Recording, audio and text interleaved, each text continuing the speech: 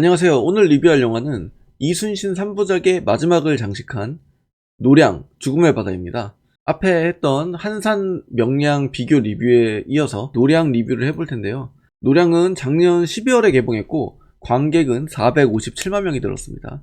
그리고 네이버 평점은 오늘 기준으로 8.26이네요. 457만이 앞에 명량이 1700만 그리고 한산이 700만이 들어왔던 걸 비하면 굉장히 낮아지긴 했죠. 하지만 저는 이순신 3부작을 통틀어서 이 노량이 가장 볼거리도 많고 가장 깔끔한 영화였다고 생각합니다. 한번 노량에 대해서 얘기를 본격적으로 해보겠습니다. 노량의 키워드로 제가 고른 단어는 바로 고향입니다. 이제 고향이라는 단어가 직접적으로 모든 명나라, 조선, 일본 모든 진영에 연관이 돼서 등장을 해요. 명나라군한테도 돌아갈 고향이 있지 않냐는 얘기가 나오고, 조선군도 이제 고향을 지키고 가족들 품으로 돌아가기 위해서 싸우고, 일본군도 나중에 명장면 얘기할 때 하겠지만 고향이랑 가족에 대한 얘기가 나옵니다. 그만큼 이번 작품은 전 시리즈 한산, 명량 같은 이전 시리즈보다 고향과 연관된 가족에 관련된 내용들이 많이 나옵니다. 특히 한산 같은 경우는 이순신 장군의 가족이 어머니가 잠깐 나오고 거의 안 나올 거예요. 근데 이번 노량은 이순신 장군의 아내도 나오고 그 아들이 좀 중요한 스토리에 중요한 역할을 하죠. 이제 영화 초반에 아예 히데요시와 히데요리를 등장시키면서 자기 아들을 잘 부탁한다 라고 도쿠가와 이에야스한테 말하는 장면이 나오기도 하고, 이런 식으로 좀 가족이라는 요소를 중요하게 설정을 한 것 같아요. 이게 또 이순신 장군 아들이랑 대비가 되기도 하고, 고향으로 돌아가고 싶어하는 사람들의 싸움, 가족들과 만나고 싶어하는 사람들의 싸움, 이걸 극대화하다 보니까 그래서 전투씬이 명량이나 한산보다 더 처절하게 다가옵니다. 전투씬이 어떤 부분이 이렇게 처절하게 다가오는 건지 한번 뒤에 이야기를 나눠보겠습니다. 대략적인 상황과 스토리를 얘기하자면은 이제 도요토미 히데요시가 죽고 일본군한테 철군령이 떨어집니다. 조선에서 나와라. 그냥 돌아가게 둘 수는 없잖아요. 그래서 일본군들이 돌아갈 준비를 하기 위해서 남쪽 각 지역에 자기 외성에 주둔하고 있는데, 그거를 명나라군과 조선군이 대대적으로 공격을 시작합니다. 보면 여기가 순천외성이고, 여기에 이제 조선 공격 1군 선봉장이었던 1군 대장이었던 고니시가 여기에 있고, 유정이 이끄는 조명 육군이 이렇게 포위를 하고 있습니다. 이순신 장군과 명나라 수군 진린이 수군으로 여기를 봉쇄하고 있는 거예요.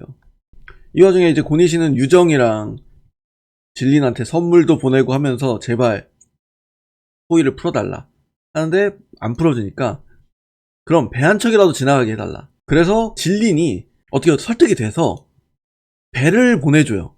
통과시켜줘요. 포위망 밖으로. 고니시의 이제 배가 쭉 가서 다른 곳에 주둔하고 있던 시마즈에게 가서 지원을 요청합니다. 근데 또 여기서 시마즈가 그냥 지원 요청을 그냥 받아들이는 게 아니라, 고니시가 이순신을 살려놓으면은 전쟁이 끝난 뒤에 우리가 돌아가도 일본으로 공격해 올 거다. 그러면은 시마즈가 이제 대세력을 갖고 있는 좀 이름 있는 다이면데, 시마즈님이 천하를 얻는데 걸림돌이 될 것이다. 이순신이 없으면은 누가 시마즈님을 막겠느냐. 이러면서 이제 이순신을 같이 앞뒤로 공격해서 죽이자. 이런 식으로 설득을 합니다. 실제 이랬는지를 여부를 떠나서 굉장히 그럴듯한 얘기로 다가오죠. 그래서 시마즈가 고니시를 구원하기 위해서 대군단을 이끌고 들어오는데, 이 좁은 곳, 이 노량 앞바다, 여기가 바로 노량해전이 일어나는 곳입니다. 그래서 이제 이순신이 이 고니시를 묶어놓고 시마즈군을 명나라군과 함께 막는 전투, 그게 바로 이 영화의 주된 내용입니다. 그렇다면 이제 문제는 뭐냐? 갈등이 뭐냐? 갈등. 내부적인 갈등 요소가 뭐냐?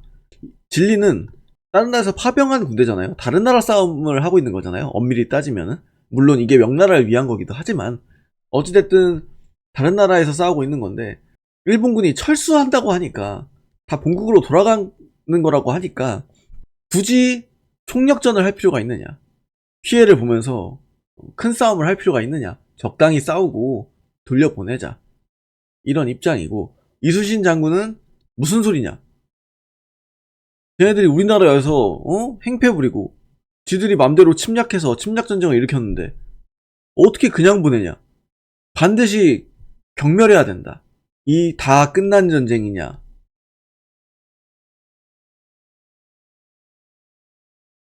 아니면은 끝내야 하는 전쟁이냐?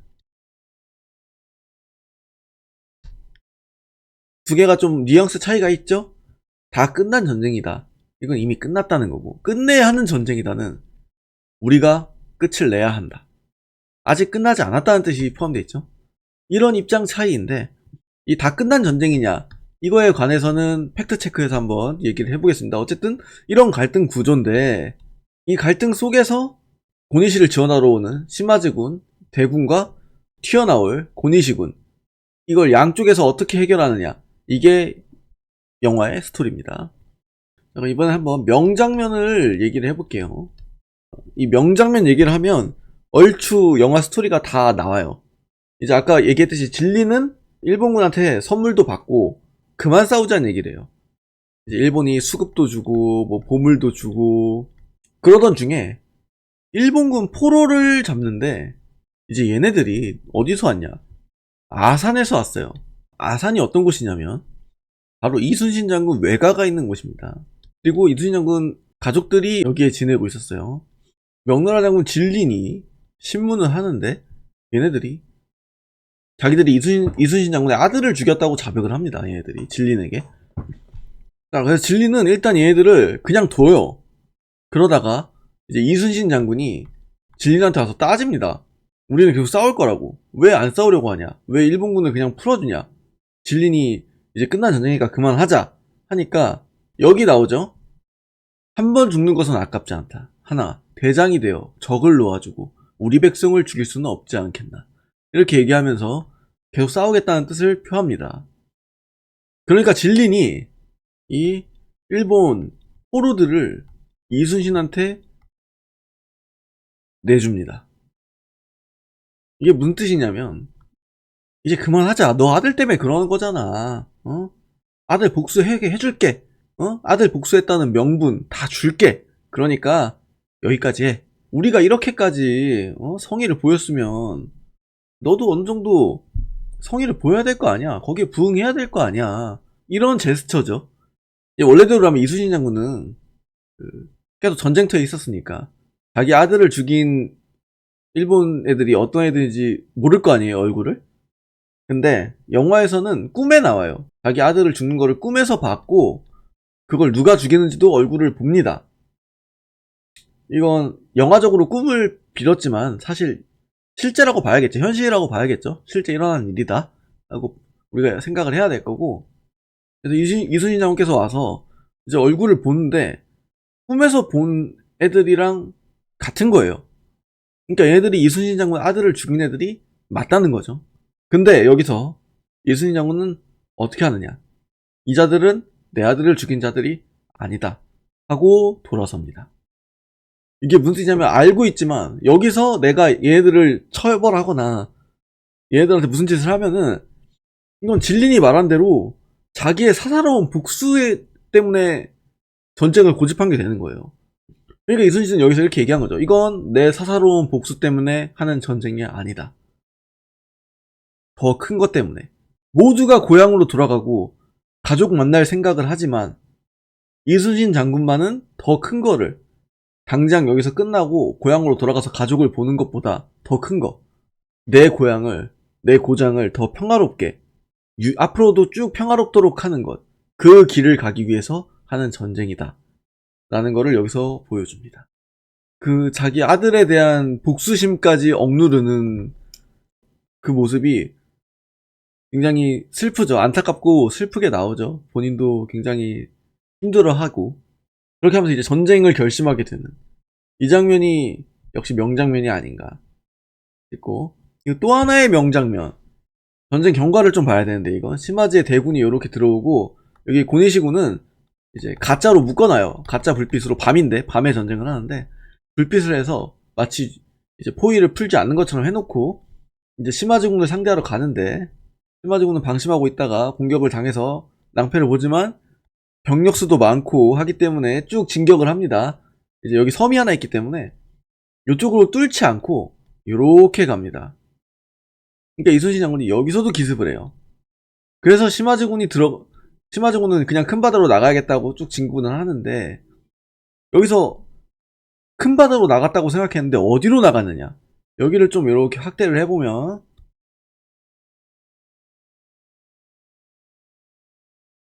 이렇게 움푹 들어간 관음포라는 곳이 있어요.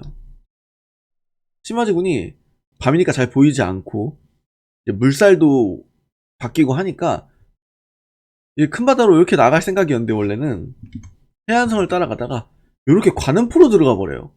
길이 있는 줄 알고. 그 사이에 조명연합수군이 여기를 입구를 포위해 버립니다. 그러니까 이 좁은 데에 갇혀버린 형국이 돼버렸잖아요. 이 시마즈의 그 병사들이 패닉에 빠져서 육지로 상륙해서 달아나려고 합니다. 이 도망가려는 병사들을 시마즈가 잡아서 배에 끌어다 놓고 연설을 하는데, 이게 또 굉장히 명장면입니다. 뭐라고 하느냐? 이제 처음에 물어봐요. 고향에 돌아가고 싶냐? 살고 싶냐? 그러니까 병사들은 처음에 주저하다가 살고 싶다고 해요. 가족들을 보고 싶다고. 여기서도 이제 고향과 가족이라는 얘기가 나오죠. 이제 다른 장수들은 당장 죽이자고 하는데, 시마즈는 얘기합니다. 우리가 고향으로 돌아가려면은 저 앞에 있는 저 마귀 같은 자들을 뚫어야 한다. 그것만이 고향으로 갈 수 있는 길이다. 그리고 여기는 명대사를 얘기합니다. 고향으로 돌아가기 위해 모두 몸부림쳐라. 그러면 반드시 돌아갈 수 있다. 꼭 고향으로 돌아가자. 그 말을 듣고 병사들이 사기가 충천해서 공격을 합니다. 이게 굉장히 명장면인 게, 그 앞에도 시마즈는 뭐 캐릭터 얘기를 할 때 하겠지만, 시마즈라는 장수가 굉장히 포스 있고 침착하고, 이순신 3부작에 나왔던 일본 장수들 중에 가장 최종 보스에 어울리는 이미지를 보여줘요. 그리고 여기서 시마즈의 캐릭터가 어떤지, 이 병사들의 마음을 움직이는 장수, 이게 호락호락한 사람이 아니겠구나 라는 거를 확실하게 보여줍니다. 이 노량의 장점에 대해서 얘기를 해볼 텐데, 어떤 점이 좋았는지. 명량, 한산, 이 두 작품에 비해서 훨씬 깔끔해요. 보여줄 것만 딱 보여주는 느낌. 그러니까 배경이죠. 현재 배경, 현재 상황 보여주고, 각 인물의 입장을 보여주면서 이제 캐릭터성을 보여주겠죠. 그 다음에 갈등을 보여줍니다. 이순신 장군 같은 경우에는 아들이 죽는 거를 꿈에서 보는 것, 그리고 진린과의 갈등 보여주고, 바로 시마즈와의 전쟁에 들어갑니다. 이제 절정, 그리고 이제 결말로 가는 거죠. 불필요한 장면을 최소화하고 빨리빨리 진행이 돼요. 앞에 그 앞에 명량, 한산과 플롯이야 뭐 당연히 비슷하지만, 굳이 넣어야 되나? 했던 장면들이 막 중간중간 껴있었거든요. 명량과 한산은. 근데 노량은 그렇지 않습니다. 거의 깔끔하게 진행이 됩니다.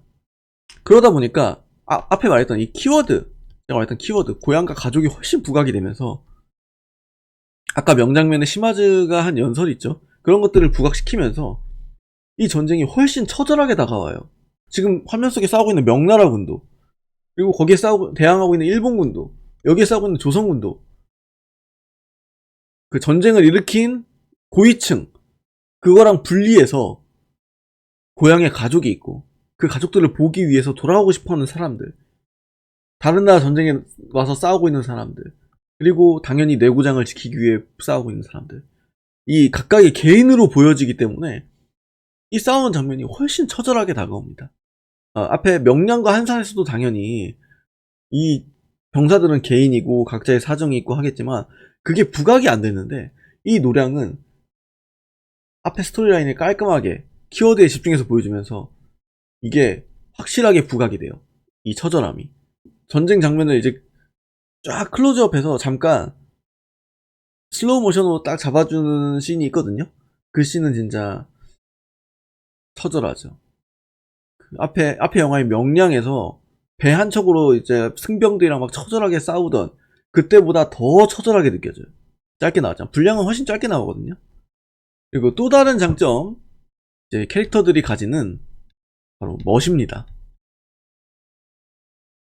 무엇을 말하냐면, 조선의 이순신 주인공, 이순신 장군, 그리고 일본의 시마즈, 그리고 명나라 진린, 이순신은 김윤석 배우님이 연기하셨고, 시마즈는 백윤식 배우님이 연기하셨고, 진리는 정재영 배우님이 연기를 하셨는데, 일단 이 세 사람이 풍기는 포스, 그것만으로도 충분히 멋있고, 다만 여기서 생각할 거는 앞에 나왔던 연기자분들, 한산이나 명량에서 일본군과 뭐 이순신 장군을 연기했던 분들 다 연기 엄청 잘하시는 분들이잖아요.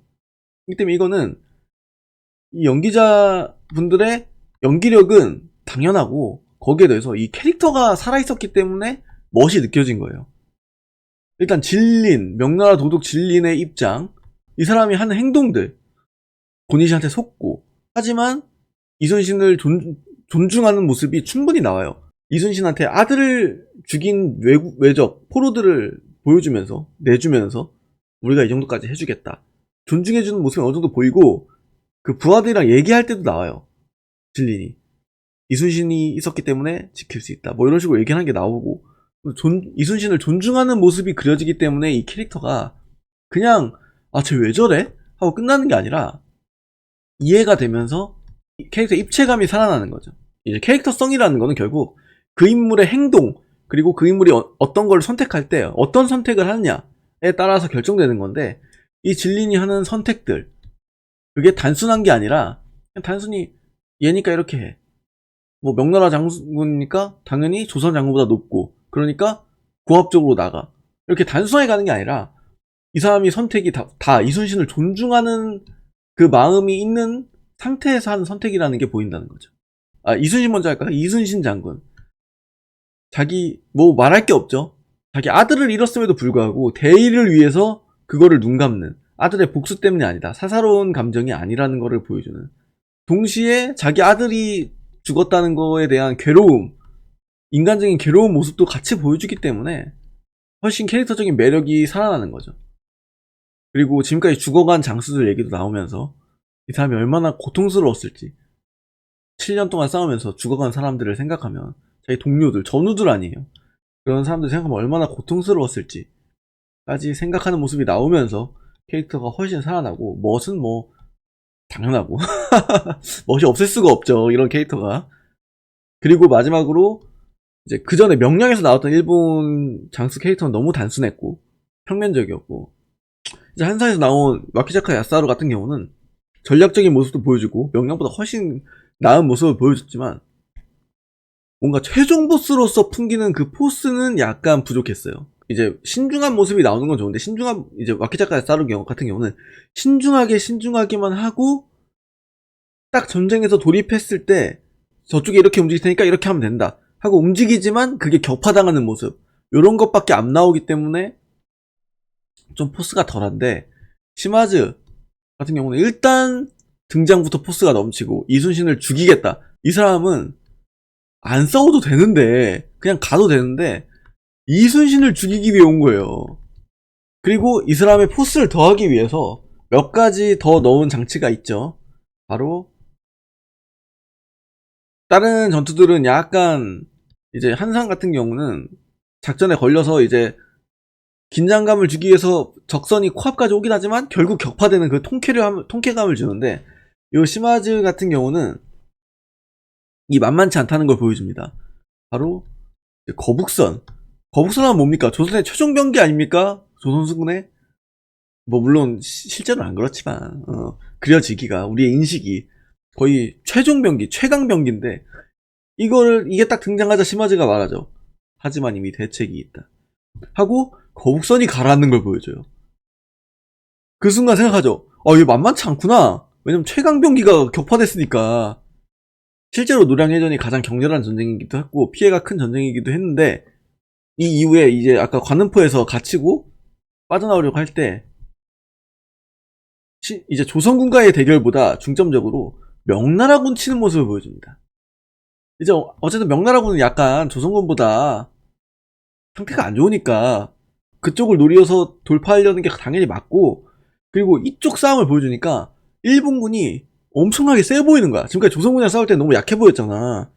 당연히 뭐 일본 수군보다 뭐 당연히 조선 수군이 강하지, 이런 인식으로 싸웠는데 명나라군이랑 싸우니까 일본군이 너무 세 보이는 거야. 그러면서 이 시마즈의 포스가 한층 더 살아납니다. 일본군이 강한 것도 한층 더 살아나고, 일본군을 강하게 한 만큼 얘네들을 격파시키는 조선군도 훨씬 높아지겠죠, 당연히.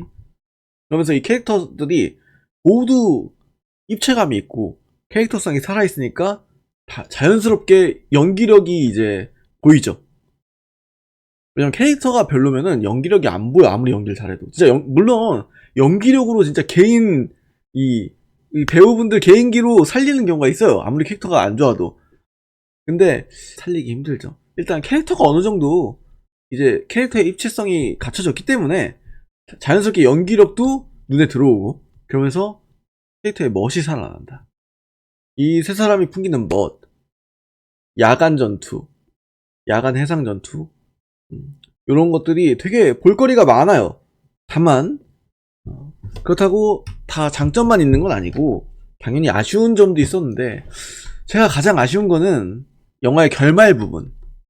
정확히 말하자면 이순신 장군께서 그 죽은 동료들의 환상을 보고 가서 북채를 잡고 치기 시작하는 장면부터 약간 아쉬웠어요. 그게 대장이 직접 나서서 북을 치고 하는 게 어떻게 풀어나가야 될까? 어떻게 해야 개연성이 있을까? 생각을 하다가 이제 나온 결말이라는 건 이해를 합니다. 이제 얘 동료들의 환상을 보고 좀 회의감이 드는 모습도 중간에 나오거든요. 다 전쟁이 끝난 다음만 보고 있다. 유성룡이 막 편지를 보내서 얘기를 해요. 정치적인 얘기를 해요. 그러니까 아, 전쟁이 끝난 다음만 보고 있구나 하면서 좀 약간 회의감이 드는 느낌? 약간 회의감이 드는 느낌도 나왔었어요. 물론 그렇다고 해서 이순신 장군이 일부러 막 죽었다는 식으로 나오고 그런 거 아니에요, 영화에. 이순신 장군이 갑자기 북을 치는 거에 대한 설득력을 더해야 되다 보니까 죽은 동료들이 이렇게 나오고, 그걸 보다가 직접 북채를 가서 직접 북채를 들고 북을 치기 시작하는데, 사실 이 부분은 이해를 했어요. 근데 약간 왜 넣는지 이해가 안 되는 장면이, 이렇게 북을 치다가 일본 병사 한 명이 쓰러져 있다가 일어나서 총을 쏴요. 그래서 아, 이순이 죽었구나 난 생각을 했지. 근데 여기서 안 죽었어. 이거를 가까스로 보고 부하가 쏴서 막아요. 그래서 이순 장군은 죽지 않고 다시 북을 쳐. 그러다가 또 한 번 총소리가 나, 어디선가. 그러면서 이순신 장군이 이때 죽은 건데, 왜 두 번 넣었을까? 사실 이건 저도 잘 이해가 가지 않아요. 왜 첫 번째 총 쏘는 장면은 왜 굳이 넣었을까? 긴장감을 줘. 왜냐면 이순신 장군의 최후를 우리가 다 알고 있으니까, 모르는 사람이 없으니까. 돌아가셨나? 이순신 장군께서 돌아가셨나? 생각할 때 이제 돌아가시지 않고 다시 치는 장면 나오고 해서 약간 너무 뻔한 걸 탈피하기 위해서 약간 예상을 벗어나게 하려고 넣었나? 한 생각이 들기도 하는데, 굳이 두 번 넣을 필요가 있었나? 이거는 잘 모르겠어요. 왜 두 번 넣었는지 정확한 이유를 모르겠고. 그리고 또 하나, 이 마지막 장면에서 이제 시마즈가 결국 대패를 하죠. 이순신 장군의 북소리가 계속 들립니다. 그러면서 시마즈가 패닉에 빠져서 제발 북소리 좀 그만 나게 해다오 하면서 막 고통스러워하는 장면이 나와요. 근데 이 장면은 굳이 이 시마즈라는 캐릭터성에 맞나? 앞에 쌓았던 캐릭터성 맞나? 라는 생각이 들었습니다. 다만 이것도 이해는 돼요. 왜냐면 시마즈를 엄청나게 띄워놨어. 엄청 멋있게 만들어놨단 말이야. 이제 이 사람이 무너지는 걸 보여줘야 조선 이순신 장군도 같이 높아지는 건데, 하필이면 이게 이순신 장군이 돌아가신 전투야. 이순신 장군께서 전사하신 전투야. 그렇기 때문에 시마즈를 높여준 채로 그냥 끝내버리면은 돌아가신 이순신 장군이 약간 애매해져. 이겼다는 게 이 전쟁에서 승리했다는 것보다 이순신 장군께서 전사하셨다는 게 더 부각이 되잖아. 그렇기 때문에 이 시마즈를 높여놨는데 이순신 장군은 전사하셨으니까 좀 약간 이순신 장군을 높이는 게 애매해지는데, 그걸 이해는 하지만 제 생각에는 이순신 장군 전사라는 임팩트가 워낙 컸기 때문에 사람들이 그렇게 신경 안 쓸 것 같거든. 이 시마즈라는 사람을 그렇게 안 무너뜨려도, 그렇게 어차피 전쟁에서 졌다는 거는 나오니까 이걸 좀 극대화하기 위해서 시마즈를 좀 무너뜨린 것 같아요. 패닉에 빠져서 절규하고 하는 모습을 일부러 넣은 것 같은데, 캐릭터성을 생각할 때 그냥 그 포스 있는 채로 약간 차분하게 지금까지처럼 담담하게 탄식하거나 하면서 끝냈으면은 어땠을까? 오히려 캐릭터성에 맞고 오히려 더 난 잘 부각됐을 것 같은데. 그래서 이 부분은 약간 아쉬웠다. 다만 이 아쉬운 부분들은 전부 다 이해가 되는 아쉬움이었어요. 고민했다는 게 느껴져요. 이순신 장군의 최후에 대해서 어떻게 최대한 개연성 있게 표현할지 고민한 거. 시마즈라는 캐릭터도 이거를 최대한 살려놓고 이제 무너뜨려야지 이제 주인공이 부각되니까 그거에 대해 고민한 거 다 어느 정도 느껴졌기 때문에 아쉽지만 이해되는 아쉬움이다. 이렇게 얘기하고 싶습니다. 자, 마무리를 하자면 좀 총평을 하자면은 이제 이순신 3부작은 전체적으로 아쉬운 점도 많았지만 지금까지 없었던 스케일의 해전, 그 정도 해전을 보여준 영화가 우리나라에 없었잖아요. 그런 전투씬, 그거는 충분히 의미가 있었고, 그리고 이순신이라는 인물에 대해서 다시 한번 돌아보게 하는 효과가 분명히 있었다고 봅니다. 굉장히 의미 있는 시리즈였다고 보고, 이 노량 같은 경우는 전작들이랑 비교해서도 전 더 괜찮았고, 다른 역사 영화들과 비교해도 굉장히 깔끔하고, 전투씬도 굉장히 볼거리가 많았고, 배우분들의 연기력도 굉장히 좋았고, 캐릭터도 나쁘지 않았고 했기 때문에 굉장히 볼만한 영화다라고 생각을 합니다. 이렇게 이순신 3부작을 마무리하고 다음에는 한번 제가 남한산성을 다음에는 해보려고 합니다.